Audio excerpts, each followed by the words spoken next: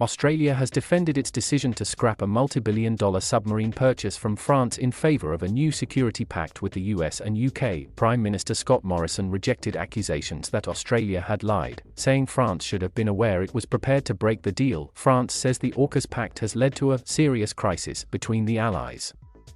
In an unprecedented move, it has recalled its ambassadors from the US and Australia as a sign of protest. Under the Aukus pact, Australia will be given the technology to build nuclear-powered submarines as a way of countering China's influence in the contested South China Sea. The partnership has ended a deal worth $37 billion signed by Australia in 2016 for France to build 12 conventional submarines.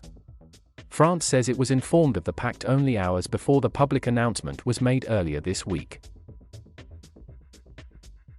Mr. Morrison on Sunday said he understood France's disappointment, but that he had always been clear about Australia's position. The French government would have had every reason to know that we had deep and grave concerns, he said.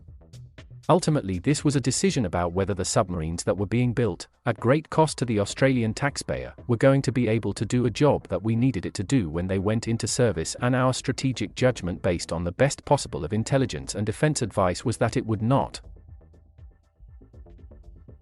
Mr. Morrison's comments came after French Foreign Minister Jean-Yves Le Drian told France 2 Television there had been lying, duplicity, a major breach of trust and contempt over the deal. He said France's ambassadors to the US and Australia were being recalled to re-evaluate the situation, but that there had been no need to recall the ambassador to the UK, which he described as a third wheel. US President Joe Biden is expected to hold talks with his French counterpart Emmanuel Macron in the coming days. "We want explanations," French government spokesman Gabriel Attal said on Sunday. Meanwhile, newly appointed UK Foreign Secretary Liz Truss defended the agreement in an article for the Sunday Telegraph, saying it showed Britain's readiness to be hard-headed in defence of its interests. The pact means Australia will become just the 7th nation in the world to operate nuclear-powered submarines. It will also see the allies share cyber capabilities, artificial intelligence, and other undersea technologies. China has accused the 3 powers involved in the security pact of having a Cold War mentality. Clumsy diplomacy, heightened emotions, and spy-like secrecy. The row over the new security pact between the UK, the US and Australia has it all. But amid the increasingly shrill invective from humiliated French ministers, there is a fundamental truth: the West is struggling to make up its mind about China. Washington has now been joined by Canberra and London in acting together to address the security challenge.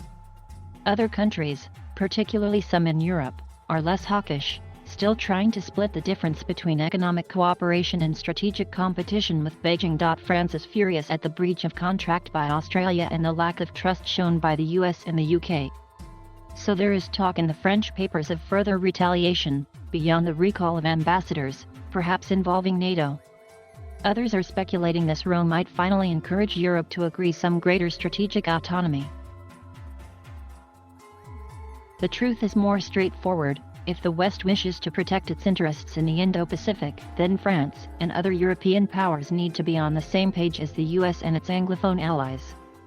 And right now both sides are not even reading the same book. Thank you for watching. Please subscribe